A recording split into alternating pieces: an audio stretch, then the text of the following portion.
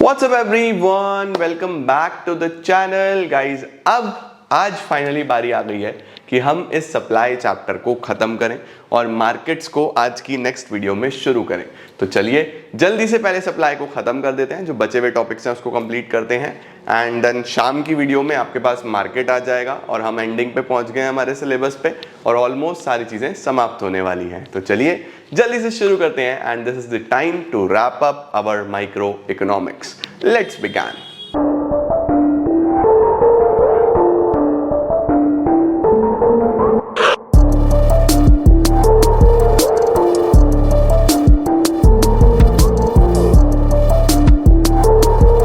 अब बच्चों जी, जो आज हमें टॉपिक सबसे पहले खत्म करना है वो है मूवमेंट और शिफ्ट। मूवमेंट और शिफ्ट वाला टॉपिक आपने डिमांड में भी पढ़ा था, वही सेम टॉपिक यहाँ पे है, बस थोड़ा सा वे ऑफ लर्निंग चेंज हो जाएगा। ठीक है, आ जाओ। हेडिंग डालना अपने पास, चेंज इन सप्लाई। कभी भी सप्लाई में बदलाव देखने को मिल रहा है, यानी सप्लाई बढ़ रही है या सप्लाई कम हो रही है, तो आपको क्या क्या चीजें चेक करनी है। इसके अंदर बेटा जी दो चीजें हो सकती हैं कि सप्लाई में जो चेंज हुआ वो due to change in price हुआ, कि प्राइस की वजह से सप्लाई चेंज हो रही है, पूरा लिख देता हूं प्राइस, या फिर due to change in other factors. बच्चों अदर फैक्टर्स में आपने 5 फैक्टर पढ़े हुए हैं, है ना, price of other goods, price of factors of production, technology, government policy, तो मल्टीपल फैक्टर्स आपने अदर फैक्टर्स में पढ़े हुए हैं। तो अगर खुद के प्राइस की वजह से सप्लाई चेंज हो रहा है तो देखना है, और अदर फैक्टर्स की वजह से चेंज हो रहा है तो देखना है। तो बच्चों अगर खुद के प्राइस की वजह से हो रहा है उसको बोलते हैं चेंज इन क्वांटिटी सप्लाइड। क्या बोलोगे? Change in quantity supplied. और अदर फैक्टर्स की वजह से हो रहा है तो इसको बोलते हैं चेंज इन सप्लाई। ठीक है, तो अगर प्राइस की वजह से बदला तो क्वांटिटी सप्लाइड, अदर फैक्टर्स की वजह से बदला तो सप्लाई। ठीक है, अब इसमें एक चीज का ध्यान रखना है, ग्राफिकली इसको क्या बोलते हैं? Graphically it will be movement along the demand curve, movement along the supply curve, sorry, along the supply curve। तो जो ग्राफिकली होगा बच्चों वो मूवमेंट होगा सप्लाई कर्व में, और यहां पे क्या होगा? Graphically there will be shift in supply curve. पूरा का पूरा सप्लाई कर्व ही शिफ्ट हो जाएगा। तो एक तो है मूवमेंट होना, एक होता है पूरा का पूरा कर्व ही शिफ्ट हो जाना। तो देखो क्या है, चेंज इन सप्लाई दो तरीके से हो सकती है, either due to change in price और due to change in other factors. अगर प्राइस की वजह से है तो उसको चेंज इन क्वांटिटी सप्लाइड बोलते हैं, अदर फैक्टर्स की वजह से है तो उसको चेंज इन सप्लाई बोलते हैं। ग्राफिकली इसको हम movement along the supply curve बोलते हैं, ग्राफिकली इसको हम शिफ्ट इन सप्लाई कर्व बोल देते हैं बच्चों। ठीक है, अब जो मूवमेंट होता है वो कितने तरीके का होता है? 2 तरीके का होता है। एक को बोलेंगे एक्सपेंशन और दूसरे को बोलेंगे कॉन्ट्रैक्शन। और जो शिफ्ट है उसको एक को बोलेंगे इंक्रीज और एक को बोलेंगे डिक्रीज। एक्सपेंशन का मतलब सप्लाई का बढ़ना, कॉन्ट्रैक्शन का मतलब सप्लाई का कम होना, इंक्रीज का मतलब सप्लाई का बढ़ना, डिक्रीज का मतलब सप्लाई का कम हो जाना। लेकिन यहाँ पे चेंज ड्यू टू प्राइस आ रहा है और यहाँ पे change due to other factors आ रहा है। ठीक है, आओ अब आपको सिखाता हूँ। सबसे पहले ये वाला पार्ट देखते हैं, इधर वाला लेफ्ट वाला, जहां पे चेंज प्राइस की वजह से आएगा। ठीक है, जैसे कि फॉर एग्जाम्पल प्राइस पहले 5 था अब 10 हो गया, तो क्वांटिटी सप्लाइड भी पहले 100 थी अब 200 हो गई। तो देखो जो सप्लाई बढ़ी है वो प्राइस की वजह से बढ़ी है। और अगर इसका उल्टा कर दें, पहले 10 था अब 5 हो गया, पहले 200 थी अब 100 हो गई, क्योंकि प्राइस कम होगा तो सप्लाई भी कम होगा। तो चेंज बच्चों अगर प्राइस की वजह से आ रहा है तो इसको क्या बोला जाएगा? Change in quantity supplied. ठीक है, पहले वाले को क्या बोलोगे? ये है एक्सपेंशन, जब बढ़े। ये है कॉन्ट्रैक्शन जब घटे। अब इसको कर्व पे कैसे दिखाओगे? अगर मुझे कर्व बनाना हो तो दोनों के ही कर्व बना के देखेंगे। यहाँ पे प्राइस है 5, 10, ये प्राइस है, और क्वांटिटी सप्लाइड ऐसे ले लो 100, 200, ये सप्लाई ले रहा हूँ मैं इधर, ठीक है। देखो पहले 5 पे 100, तो पहले ये पॉइंट है, पॉइंट ए। उसके बाद 10 पे 200, अब ये पॉइंट है, दिस इज पॉइंट बी। तो कर्व ऐसा बनेगा, और आप देख रहे हो ए से बी की तरफ मूव कर रहा है पॉइंट, तो इसी को हम क्या बोल देते हैं? Movement along the supply curve. और ये मूवमेंट किसकी वजह से हुआ है? प्राइस की वजह से। इधर अगर मैं चेक करूं तो 5, 10 ये प्राइस है, 100, 200 ये सप्लाई है। तो अगर 10 पे 200, 10 पे 200 ये आया, दिस इज पॉइंट ए। 5 पे 100, this is point B. Curve तो अभी भी ऐसा ही है, कर्व तो सप्लाई कर्व पॉजिटिव रिलेशनशिप है तो वैसे ही जाएगा, लेकिन मूवमेंट जो हुआ है इस बार नीचे की तरफ हुआ है, ठीक है। तो ध्यान रखना, एक्सपेंशन को हम लोग अपवर्ड मूवमेंट भी बोलते हैं और कॉन्ट्रैक्शन को हम लोग डाउनवर्ड मूवमेंट भी बोलते हैं। तो always remember, expansion is upward movement, contraction is downward movement. Price के साथ क्वांटिटी सप्लाइड एक बार बढ़ रही है और प्राइस के साथ क्वांटिटी सप्लाइड एक बार कम हो रही है। एक बार शुरू से देखो, मैंने क्या लिखवाया था कि अगर सप्लाई चेंज हो due to change in price, उसको चेंज इन क्वांटिटी सप्लाइड बोलते हैं। ग्राफ अगर हम बनाएंगे तो उसमें मूवमेंट देखने को मिलेगा। मूवमेंट दो तरीके का हो सकता है, अगर प्राइस के साथ सप्लाई बढ़ रही है तो एक्सपेंशन, प्राइस के साथ सप्लाई कम हो रही है तो कॉन्ट्रैक्शन। और देखो मूवमेंट ए से बी, बी से ऐसे दिखाना बहुत जरूरी है, ठीक हो गया? ओके चलो सर, इसका स्क्रीनशॉट लो। अब इधर चलते हैं। अब देखो यहाँ क्या है, यहाँ पे प्राइस नहीं होगा, अदर फैक्टर की वजह से सप्लाई में चेंज आएगा, यानी प्राइस तो कांस्टेंट रहने वाला है, अदर फैक्टर की वजह से चेंज आएगा। जैसे फॉर एग्जांपल प्राइस पहले भी 10 अब भी 10, लेकिन सप्लाई 100 से 200 हो गई। सिमिलरली प्राइस पहले भी 10 अब भी 10, लेकिन सप्लाई 200 से 100 हो गई।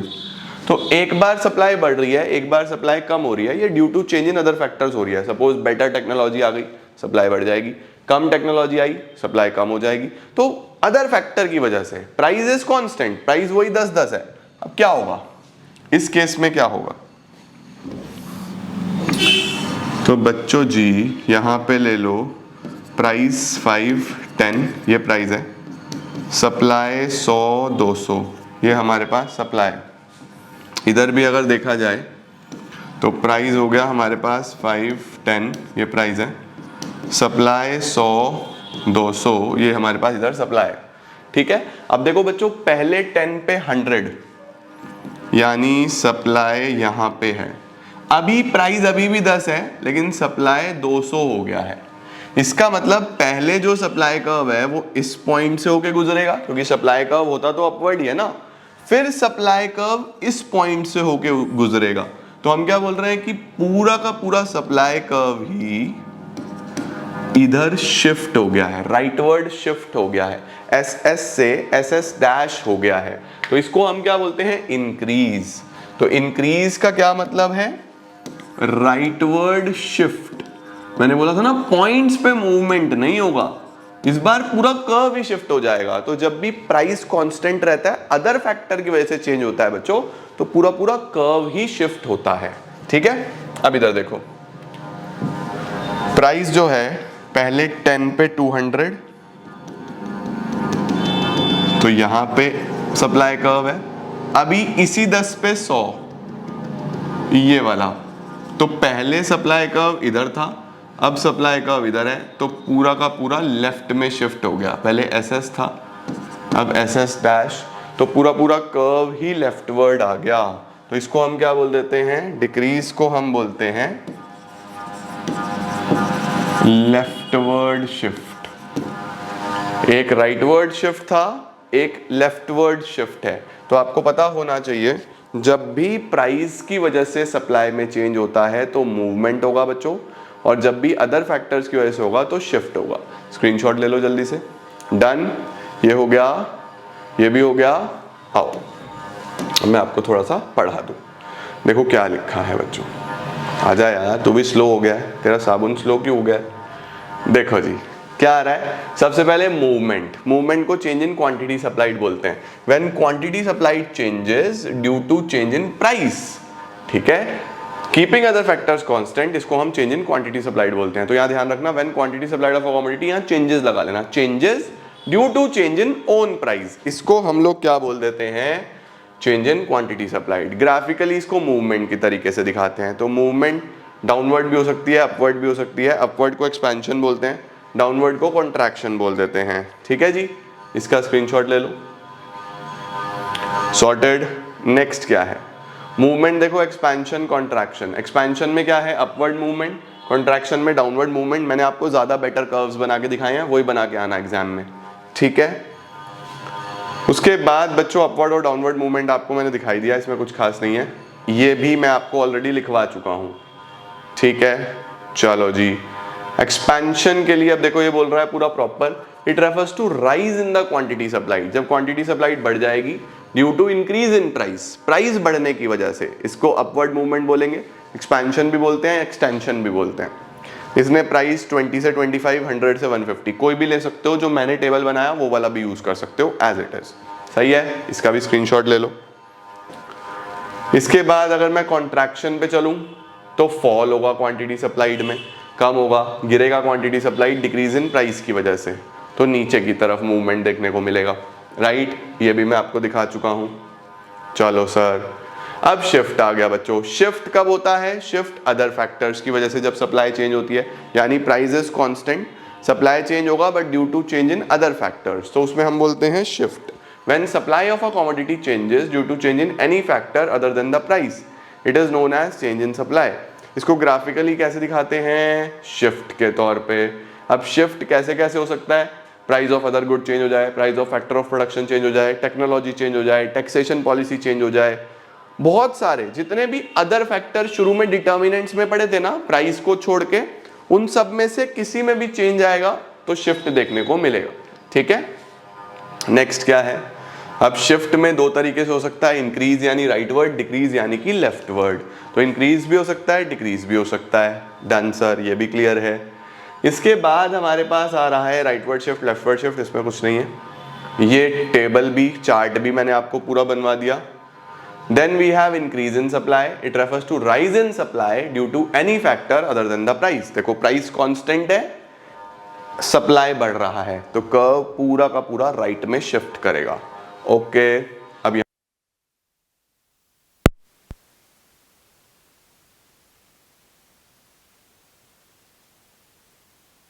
अब कभी कभी ऐसा हो जाता है बच्चों, पूरा वीडियो शूट कर दिया और आपने देखा माइक बंद हो गया। तो समटाइम्स इट हैपन्स कि आपने वीडियो शूट करा और आपका माइक बंद हो गया तो ऑडियो नहीं आ पाता। कोई बात नहीं, रीशूट करेंगे। अब मार्केट कल पढ़ाऊंगा और क्या, आज इसी को कंप्लीट करते हैं। तो हमारे सामने अब जो कॉन्सेप्ट है वो है डिक्रीज इन सप्लाई। ये भी मैं ऑलरेडी आपको पढ़ा चुका हूँ। डिक्रीज इन सप्लाई में आपने क्या देखा था कि जब सप्लाई कम हो जाए अदर फैक्टर्स की वजह से, प्राइस कांस्टेंट है ना, तो कर्व लेफ्ट में शिफ्ट हो जाएगा। ऑलराइट, इसके बाद आता है बेटा जी हमारे पास प्राइस इलास्टिसिटी ऑफ सप्लाई। आ जाओ sir, price elasticity of supply पे आ जाते हैं। What is price elasticity of supply? खुल जा भाई, खुल जा भाई, खुल जा भाई, खुल जा भाई, खुल जा भाई, आ जाओ, आ जाओ। आइए जी, प्राइस इलास्टिसिटी ऑफ सप्लाई। तो जैसे बच्चों इलास्टिसिटी ऑफ डिमांड होता था, ऐसे ही इलास्टिसिटी ऑफ सप्लाई है। अब इलास्टिसिटी ऑफ सप्लाई में क्या है बेटा जी कि अल्टीमेटली प्राइस के चेंज होने की वजह से, डेल्टा प्राइस का मतलब चेंज इन प्राइस, प्राइस में चेंज होने की वजह से कितना सप्लाई में चेंज होता है, अगर इसको हमें एक नंबर में बताना हो। अब हमें ये तो जान लिया लॉ ऑफ सप्लाई में कि प्राइस बढ़ेगा तो सप्लाई भी बढ़ेगा, प्राइस कम होगा तो सप्लाई भी कम होगा, पर कितना, अगर वो चेंज देखना हो, कितना परसेंट चेंज, 10%, 20%, 30%, 40%, वो चेंज देखने के लिए बच्चों हमें देखना पड़ेगा इलास्टिसिटी। तो इलास्टिसिटी का मतलब क्या होता है? Elasticity is the degree of responsiveness. Degree of responsiveness का मतलब होता है बच्चों कि कितना चेंज हो रहा है सप्लाई प्राइस की वजह से। ठीक है, अब इसको हमें कैलकुलेट करने के लिए हमारे पास दो मेथड्स हैं बच्चों जी मेनली। एक होता है परसेंटेज मेथड, एक होता है प्रोपोर्शनेट मेथड। सर ये तो बिल्कुल सेम डिमांड जैसा ही है, बिल्कुल सेम डिमांड जैसा है बच्चों। परसेंटेज मेथड क्या है हमारे पास? Elasticity of supply is equal to percentage change in quantity supplied divided by percentage change in price. ठीक है, अब सर ये percentage change in quantity supplied कैसे निकलता है? ये कैसे निकलता है? Delta Q upon Q into 100। और ये परसेंटेज चेंज इन प्राइस कैसे निकलता है? Delta P upon P into 100। Delta Q कैसे निकलेगा? Q1 minus Q. Delta P कैसे निकलेगा? P1 minus P. ठीक है, तो अगर मुझे इलास्टिसिटी ऑफ सप्लाई कैलकुलेट करना हो तो this is the way, percentage change in quantity supplied divided by percentage change in price. ठीक है, अब percentage change in quantity supplied ऐसे निकलेगा और परसेंटेज चेंज इन प्राइस ऐसे निकलेगा। ठीक है, लो सर ये Q का मतलब क्या है? Q का मतलब न्यू क्वांटिटी, खाली Q है तो ओल्ड क्वांटिटी। P1 का मतलब न्यू प्राइस, खाली P है तो ओल्ड प्राइस। सर ये तो सेम डिमांड जैसा है, बिल्कुल सेम। ठीक हो गया बेटा। अगर प्रोपोर्शनेट मेथड लगाना हो, इसमें सीधा सीधा आता है delta Q upon delta P,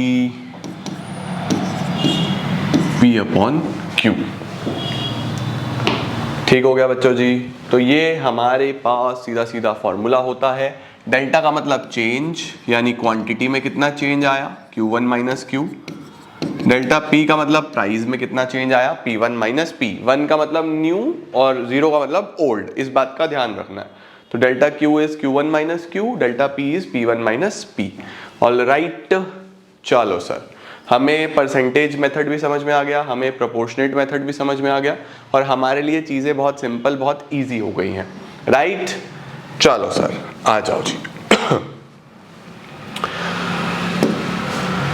क्या लिखा है सबसे पहले? प्राइस इलास्टिसिटी का क्या मतलब है? It refers to the degree of responsiveness, मतलब कितना चेंज हो रहा है supply with reference to change in price. For example, price elasticity of supply अगर 2 है, इसका मतलब है कि अगर 1% फॉल इन प्राइस है तो उससे 2% फॉल इन सप्लाई होगा।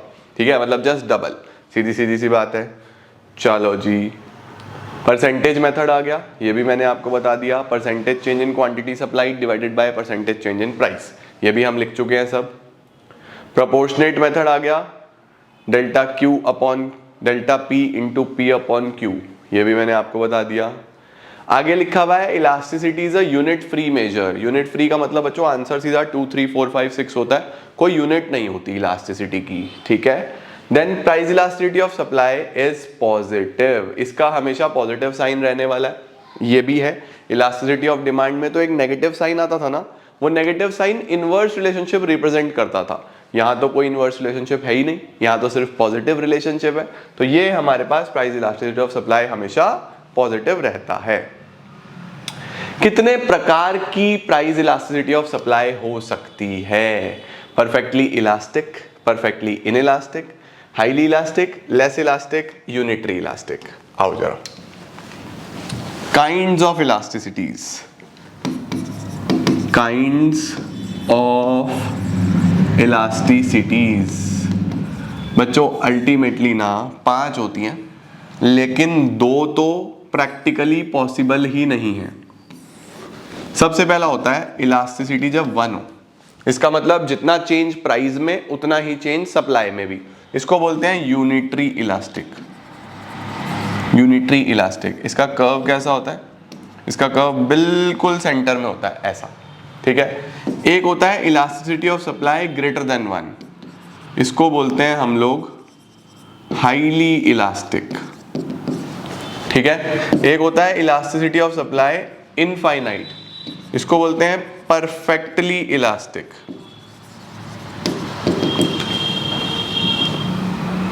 बस कर्व दिमाग में रखना, परफेक्टली इलास्टिक में कैसा होता है, इस तरीके का कर्व। ठीक है, उसके बाद हाईली इलास्टिक में कैसा होता है, इसमें थोड़ा फ्लैट होगा बच्चों, लगभग कुछ इस तरीके से। ठीक है, ये होता है इलास्टिसिटी ऑफ सप्लाई इनफाइनाइट, ये होता है elasticity of supply greater than 1, ये होता है इलास्टिसिटी ऑफ सप्लाई 1। ठीक है, क्योंकि हमने सीखा है जितना फ्लैट होता है ना उतनी ज्यादा इलास्टिसिटी होती है, right. Elasticity of supply less than 1, इसको हम बोलते हैं लेस इलास्टिक। लेस इलास्टिक में थोड़ा सा ऐसे ऊपर की तरफ होता है। ठीक है, उसके बाद इलास्टिसिटी ऑफ सप्लाई 0, ये होता है परफेक्टली इनइलास्टिक।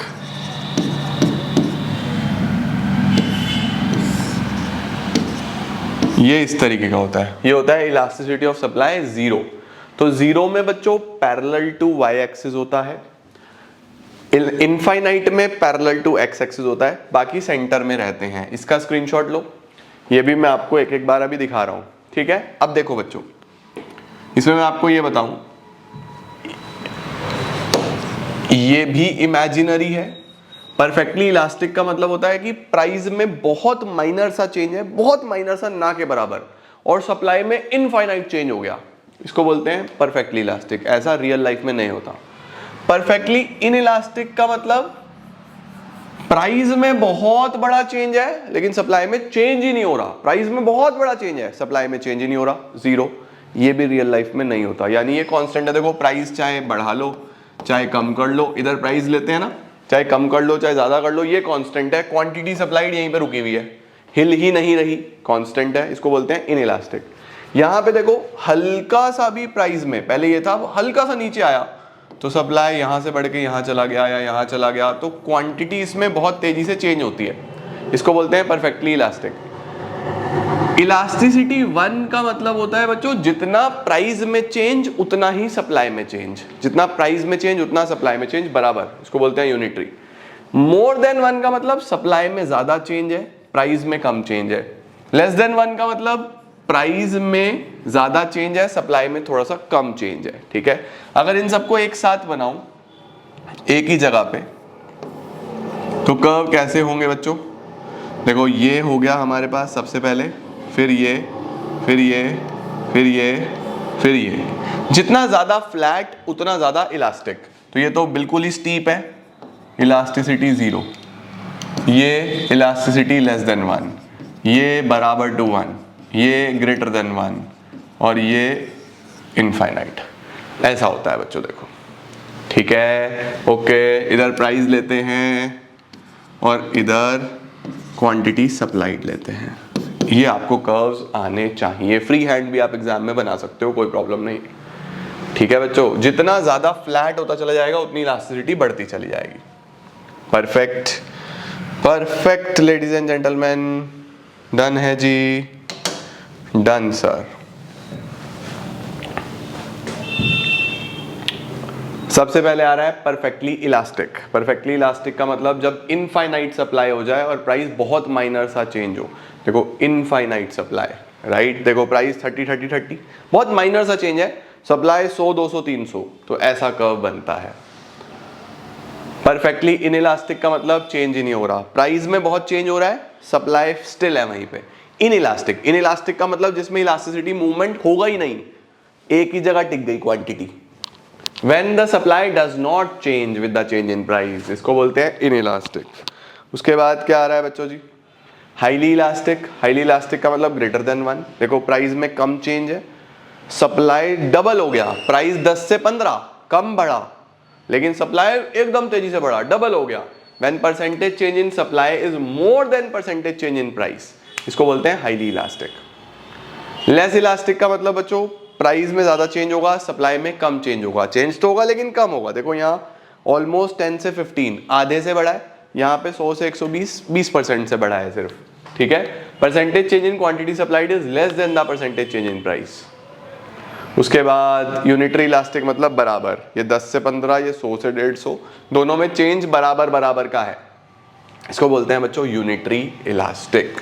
आई होप आप लोगों को सारी ही काइंड्स ऑफ सप्लाई समझ में आई, इलास्टिसिटी समझ में आई, सारे के सारी इलास्टिसिटीज देख ली, फॉर्मूलाज देख लिए, हमने बहुत सारा थ्योरी पोर्शन भी ख़त्म करा और इसी के साथ सप्लाई भी ख़त्म। अभी आज मेरे पास समय नहीं बचा है मार्केट शूट करने का, तो मार्केट में आपको कल कराता हूँ, दोनों ही चैप्टर्स वन शॉट में, एक ही शॉट में करा दूंगा, तो कोई प्रॉब्लम नहीं है, क्विकली हो जाएंगे। ऑलराइट, तो एक दिन और लगेगा माइक्रो को ख़त्म करने में and micro is over. Thank you so much guys for joining in, बहुत बहुत धन्यवाद। I am gonna see you all super soon, till then see ya, take care, bye bye, keep growing, keep glowing, keep smiling. Micro over, इसके बाद business studies का number. Thank you so much.